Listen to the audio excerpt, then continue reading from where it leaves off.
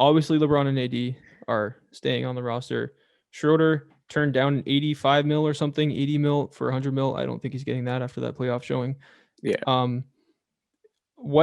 There's some Kyle Lowry sign and trade rumors. I don't know. DeMar DeRozan on a cheap deal. Other than that, like, how much does this team need? Because I think with a healthy AD Yeah. and healthy LeBron, which is definitely not something you can bet on, they should be championship contenders, but they do need to fill in the gaps for sure. So basically, everything has to be signed and traded for this to happen. And sadly, I know this is going to be a shock to Lakers fans. I don't think they're going to really strike out any gold this offseason. Like, I don't think a DeMar DeRozan, I don't think the Spurs are going to be really up for the sign and trades because we know the Spurs don't like the Lakers. Kyle Lowry, I don't think the Raptors are interested in a Kyle Kuzma and a KCP. Yeah, no thanks. And I don't think he's just going to, and like we would do it for Kyle Kuzma, but I don't think Kyle Lowry is accepting a $13 million deal. So I think they're just going to re-sign their guys.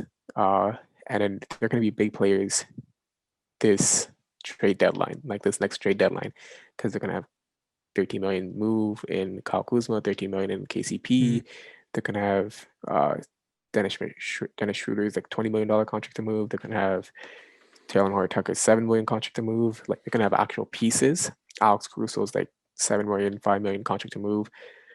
So they're going to have actual pieces to move, and they're going to be huge trade deadline players.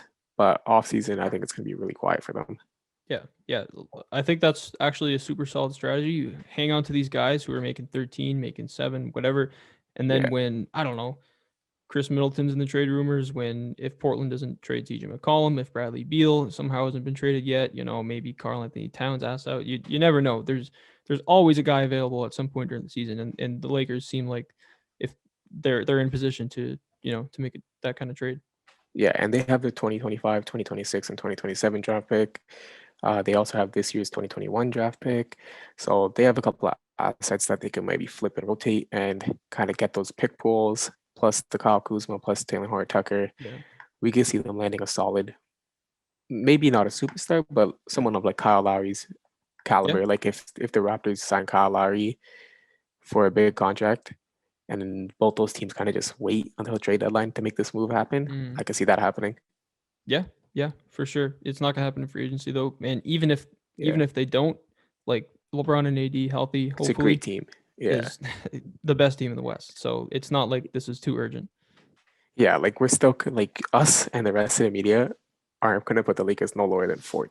No, like so like just relax. Injuries happens every year. Yeah, just unlucky. Just gotta wait for next year. Yeah. I guess Drummond. We didn't really talk about Drummond. What do you think happens? I think Drummond resigns and Montrezl Harrell turns down his player option and signs somewhere else because Montrezl Harrell got no playing time. He wants to probably get out of there.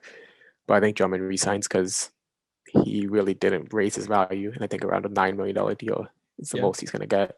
Yeah, and I think him at 9 is pretty good value. It's solid value, yeah. Thanks for watching. Subscribe here so you never miss the best clips from Stretch the Floor. Hit the links in the description below to find us on all podcast platforms, and follow us on Instagram.